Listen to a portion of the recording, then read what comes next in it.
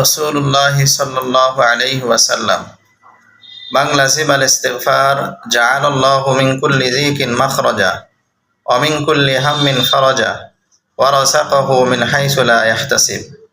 আল্লাহর হাবিব সাল্লাল্লাহু আলাইহি ওয়াসাল্লাম তিনি বলেন, যেই ব্যক্তি ইস্তিগফারকে আবশ্যক করে নিল,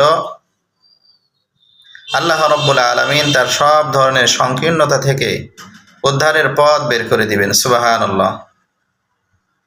মিন কুল্লি হাম্মিন ফারাজা, এবং তার সব ধরনের পেরেশানিকে দূর করে দিবেন। ওয়ারাযাকাহু মিন হাইসু লা ইয়াহতাসিব, এবং তাকে এমনভাবে রিজিক দান করবে যে সে কল্পনাও করতে পারবে না।